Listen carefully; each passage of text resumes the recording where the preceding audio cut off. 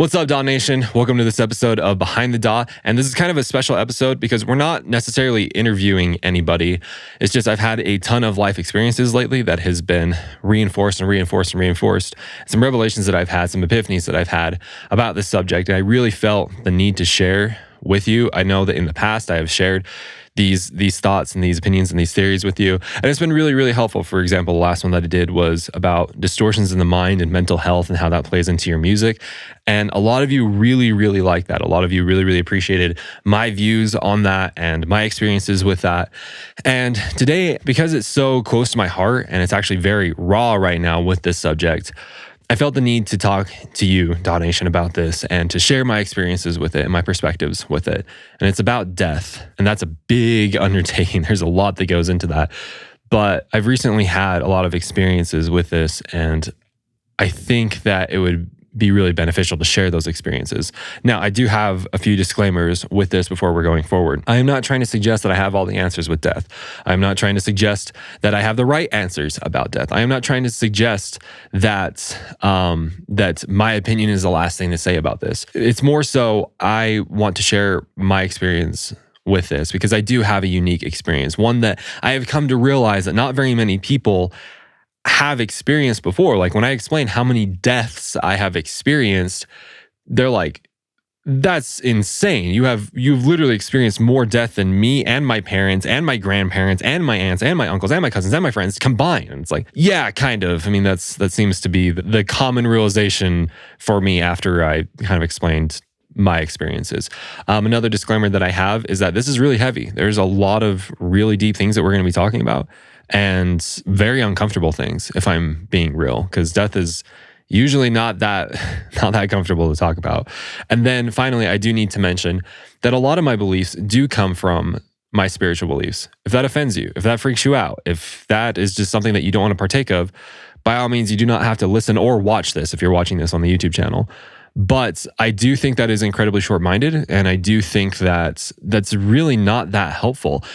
So many of my realizations and my logic and my knowledge of death has come from listening to people that disagree with me, that have different spiritual beliefs than me. And it's been very, very fruitful to listen to them. And I'm so glad that I did.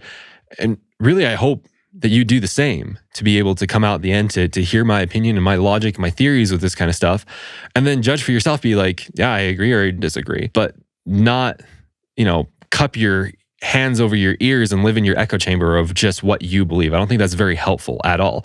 Not just with death, but just like in general. That's a much bigger topic. Anyways. So there's just a few disclaimers. So before I get into my specific view on death, I do want to explain why I have a different perspective on it. And that is because I have a very unique experience with all of this. I've been around a lot of death. I grew up in a very small town called Fayette, Utah, which has a population, I think, of currently right now as the 2020 census is like 239, right? I grew up in a very small town. My family founded that town back in the 1800s, and my family helped find the town that was the next big town that was next to us, which is Gunnison, Utah, which has like 5,000 or 3,000 people or something like that.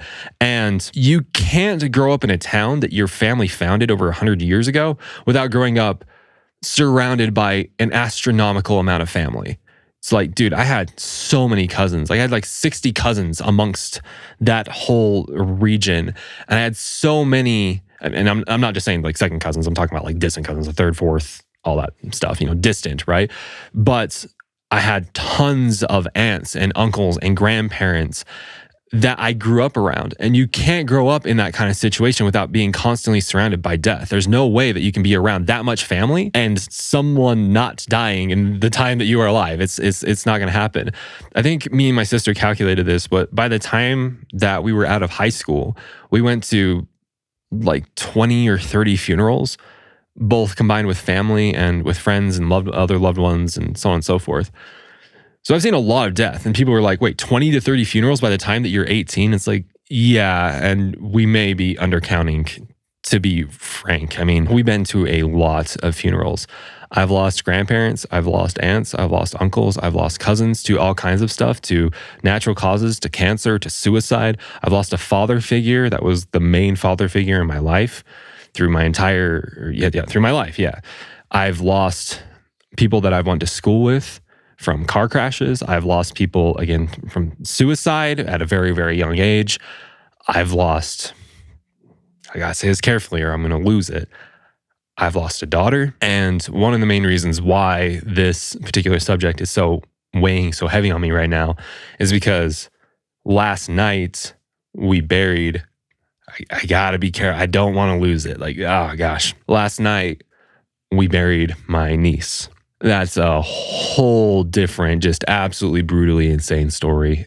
Just a freak accident of freak accidents. My sister went in to give birth to my niece Vela. Tons of just freak accidents happened. And unfortunately, the baby didn't make it. And so last night, we buried her. And it really reinforced my experience with death because I view death completely differently than most people. In fact, I would say I even view death differently than most people that believe in the same thing that I do, in the same religion that I do, the same spirituality that I do. And it really kind of is perfectly illustrated in this story that I recently just had with my wife's cousin. We were at a family reunion and I was speaking with him. And he was explaining why he's originally from St. George, Utah. And for those who don't know, that's very like Phoenix/Las Vegas-esque. It's very deserty. It's very hot. There's not a lot of life going on there. And so when he moved up here to where we live in northern Utah now, he's like, I love this place. There's so much life. There's so many trees and you can go out hiking and there's so many animals. And he's like, I love the life here. And I said, I love that as well. Like it's fantastic to go out there and see all the wildlife and the trees and bushes and all that kind of stuff. I know people from like Oregon are just scoffing. It's like, there's vegetation in Utah. Are you joking, Wyatt? Have you been out here? And I know, but for Utah standards, just roll with me, right? I told my wife's cousin, I was like, I agree. Being in that environment in northern Utah helps me connect with the concept of life, the concept of creation, of breathing, of living, of existing. And I love that. But the reason why I love somewhere like St. George or Phoenix or Las Vegas is because it helps me connect and retain that relationship that I have with death. Her cousin was like, what do you mean you have a relationship with death? Like, that's very culty. That's very weird. That's very strange. And I said, you're right. From the outside looking in, that's pretty freaking weird. But I don't see death the way that some people do. I actually see death as a beautiful thing. I guess the best way to put it is, for those of you who have read the Harry Potter series, when it's talking about the Deathly Hallows, right? The entire concept of the Deathly Hallows was to avoid death, right? The Elder Wands, the Invisibility Cloak, and the Ring all allowed them to avoid death. But eventually, they all died, and the last one that lived eventually met death as an old friend. He greeted death as an old friend when the time came. Ultimately, that has helped me with death because I'm sure death isn't a person, but I kind of conceptualize death as a person and I kind of see them as an old friend because what death does, if you think about it, is actually in a lot of ways very merciful. Death stops pain. Death stops suffering of the individual. We're not talking about the families or the loved ones that are left behind. That's a completely different story. But for the individual, it stops pain. It stops suffering. It takes them out of this world, which is very corrupt and very messed up in a lot of different ways. It is actually very, very merciful. In our society, we are taught to hate death, to reject death, to despise death. And I'm not saying that we should seek death. I'm not saying that. But we were taught to it is the worst thing that could ever happen. Death is the worst thing that could ever happen to someone. In most cultures in the world, they don't view it the same way that we do here in the United States. There's literally an entire day in Mexico where they celebrate their dead, where they honor their dead, where death is this thing that is beautiful. It's called, it's kind of the equivalent of Halloween, but it's called Dia de los Muertos. I grew up around a ton of Mexicans, so I saw this firsthand. A lot of other cultures in the world, they're not taught to fear death, not taught to seek it, but just know that it is not only natural, but it's not to be feared. It's something to gain a relationship with, just like we gain a relationship with life. Because if you reject death, roll with me on this, it's a little deep. But if you reject death, by consequence, you reject life as well. You cannot hate one and love the other. You cannot love one and hate the other. They're part of the same whole. If you drove to Utah right now, let's say that you were in Nevada. You're driving from Nevada into Utah right now. You cannot leave Nevada and not enter somewhere else. You have to go somewhere else, right? You either got to go to Arizona or New Mexico or Utah or wherever else, right? You cannot leave something and not enter into something else. And I view that same logic with life. You cannot leave somewhere and not enter somewhere else. Now, this is where you're like, okay, Wyatt, hold up. I don't believe that. That's just a whole bunch of spiritual mumbo jumbo. And that's fine if you choose to believe that. However, I do want to point out the logical inconsistency with that thought process. And this is something that was explained to me long ago. And I'm like, that makes so much sense. And by the way, this was explained to me by someone that was not in my particular faith. And I agreed with them. See, we can listen to other people that do not believe the same thing as we do on a spiritual level and find a lot of knowledge and wisdom. But it's basically this. You, Nation, are entitled to have whatever spiritual belief that you so desire. You can believe whatever you want about what happens after death. But the suggestion that obviously there's nothing after death. Clearly, with all the evidence that has been given, there's nothing after death. That you just go in the ground and you just stop existing. Obviously, that is the clear path given all of the logic and the facts and evidence. What logic, facts, and evidence are you referring to? This is something I've asked people before that they have explained many times why I don't believe that there is anything after death. I don't believe that there is life after death. I don't believe that there is a God. I don't believe there is a heaven. And I say, that's fine. You don't need to believe any of that stuff. What logic, what are you referring to that there is nothing after this life? And very quickly, the common answer is, well, science says that. Science is what brings that up. It's okay, what scientific experiment has, killed 100 people and then miraculously brought them back, and they all talked about what happened after they died, and it was all very, very consistent. When has that happened? When was the last time that Yale University examined everyone that has died over the last 1,000 years and their experience of what happens after death, and it came up with a conclusive research paper? When was the last time that someone died in your life and was miraculously brought back, and they looked in your eyes and said, guess what? Nothing happened. I was dead. I don't remember anything. But more than likely, that hasn't happened. In fact, the vast majority of the time, it's the opposite. They say they had a near-death experience. There was a bright light. I've actually researched this a lot. It's kind of bonkers. Anyways, so the ultimate point that I am trying to point out is that if you believe that there is nothing after this life, that is completely fine. You are entitled to your opinion. But understand that you have to have just as much faith believing that there is nothing after this life as the faith that you would have to believe that there is something after this life. This notion that obviously it's the clear scientific answer that there is nothing after this life. There's nothing. That your conscience or your spirit or whatever else you want to say just stops existing and that there is nothing. You have to have just as much faith in that as believing that there is something after this life. And that's what blew my mind, is that it's the same faith. You have to have the same faith in your particular belief of what happens after death as anyone else does. So then that beckons the question, why believe that there is nothing when you can believe that there is something? This is the same argument that says, why believe that when you put out that song that no one is going to like it, no one's going to listen to it, it's not going to connect with anyone, everyone's going to make fun of you, everyone's going to hate it. In fact, people are going to spend money to run ads to make fun of you for the music that you created. They're going to slander you, they're going to bash you, they're going to throw your name into the dirt and drag you around to the point where you are suicidal and you hate life and there's nothing left to live for. Yes, you can have faith in that future if you want to, or you can have faith in the future that you can put the music out, that it is going to help you, that it is going to help other people, that it is going to connect with other people, and people are going to love it.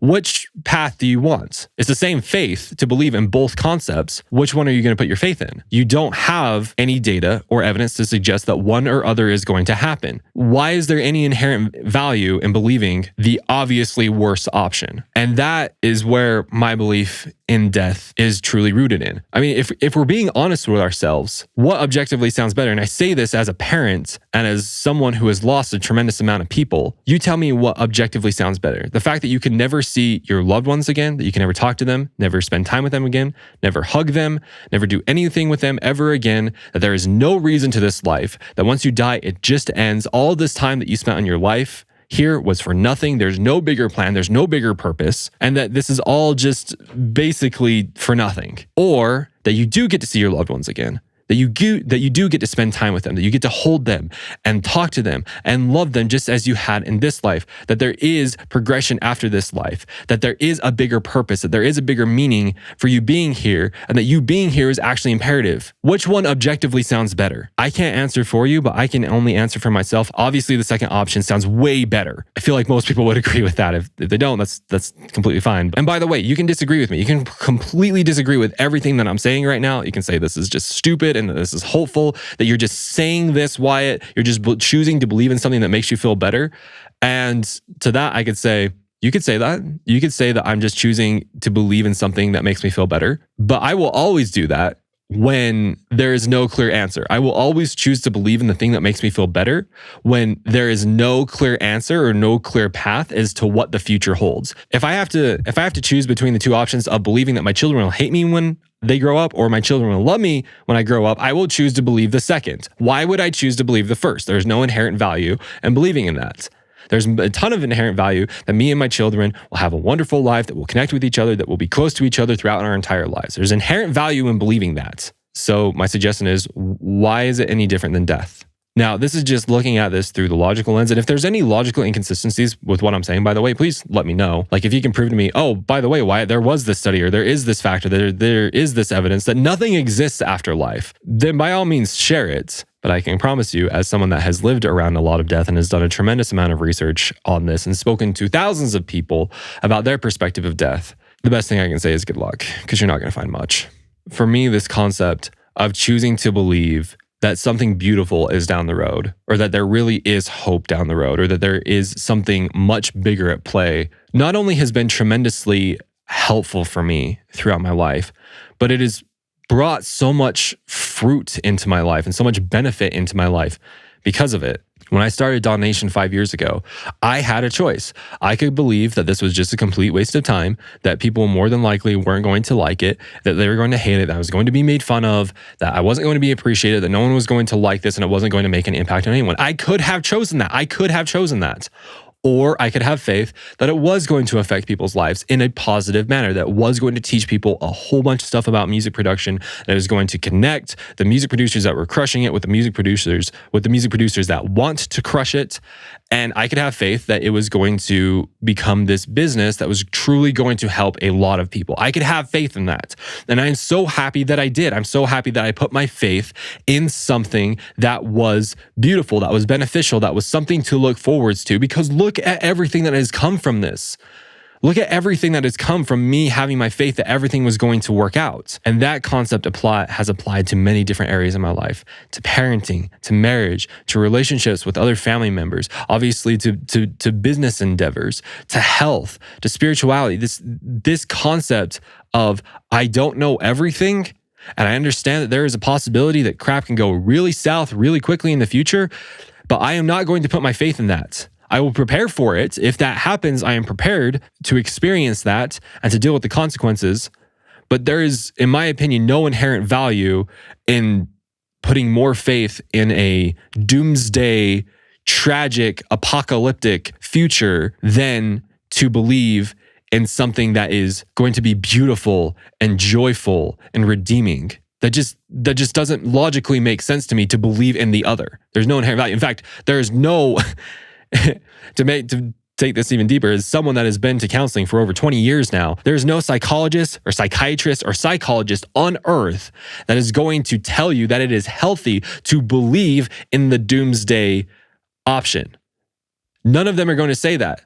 That's actually kind of plays back to the episode that I recorded forever ago, which was about distortions. That is a distortion. You're playing the future teller or the fortune teller. That's what it's called. You're playing the fortune teller, and you are assuming that the worst is going to happen, that there is no way that there is a good outcome, that there is no way that something beautiful is going to come from what is going on. That is a distortion. In my mind, believing that there is nothing after death is that route, is that doomsday apocalyptic route. There's nothing. There's no future. You never get to see your family again. You never get to spend time with your friends again. That you don't get to know the mysteries of the universe. That all this life was for nothing. You can choose to believe that, but I definitely 100% feels like that falls into the doomsday apocalyptic realm. You can disagree. That's completely fine. This concept applies not only to death, and I'm sure you kind of realize this is probably why I feel like we should be talking about this, but this concept applies on so many other levels besides death. Obviously, it applies to your music. Obviously, it applies to your health, to your life, to your relationships. And that's why I want to share this with you. My question to you, Dawn Nation, I'd love to hear from you. Please put it down in the comments, email me, do whatever you want to. But what are the areas in your life where you do have a doomsday view, where you do have an apocalyptic view, where you're thinking to yourself, okay, obviously this is the outcome. Obviously, this absolutely atrocious, horrible thing is going to happen, but it's not based off of facts or evidence or logic.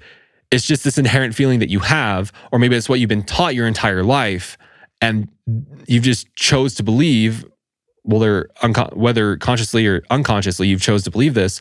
What are those things for you? It is completely different when you're talking about when there are things that are going to go poorly in your life based off of experience, evidence, facts. That is completely different. Like, I know for a fact that if I eat cashews, I am going to have a very, very, very rough day because I am allergic to them.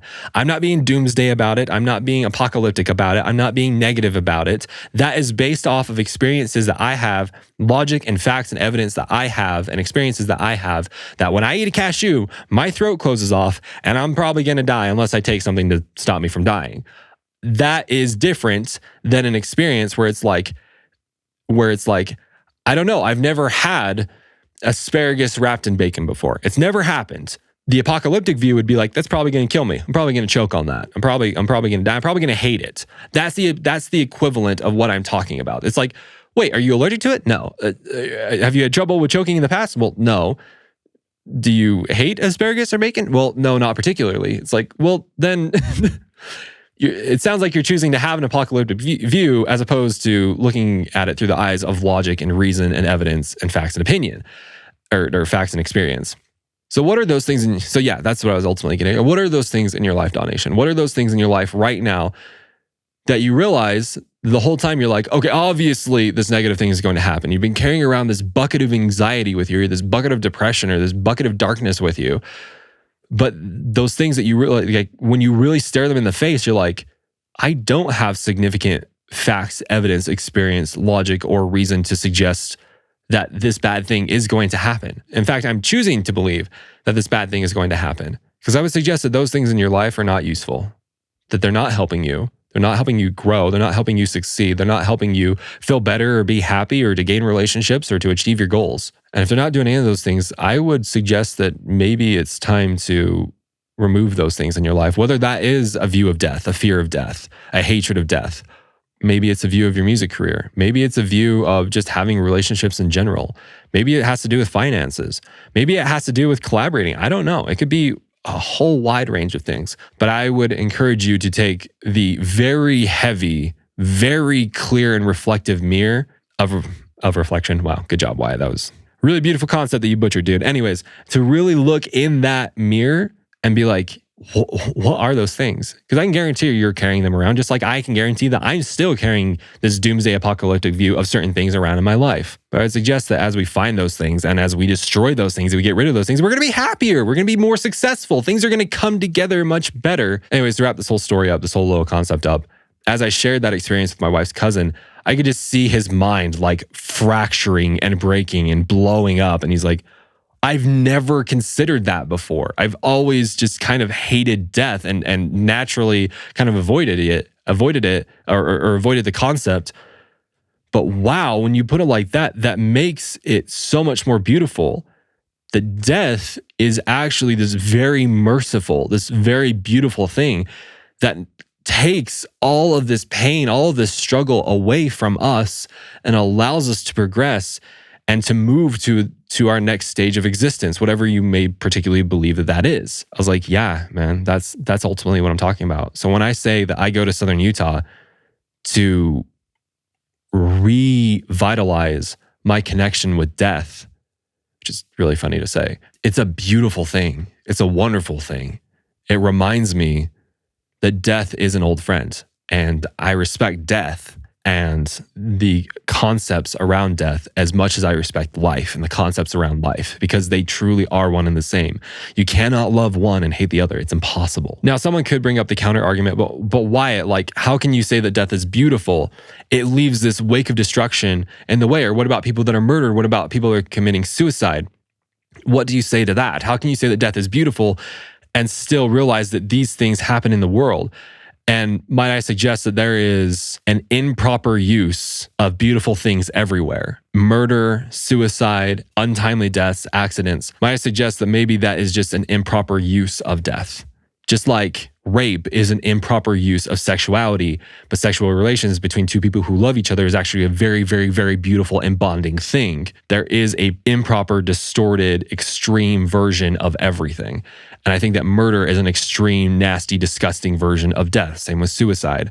But I also kind of separate the act that brings on death with death itself. I kind of view those two things as differently, because death, in my mind, the way that I kind of portray it in my mind, is just the gatekeeper to the next life. It is a process that allows you to remove your pain, to remove your suffering, to remove whatever you have here, and allows you to progress to the next life.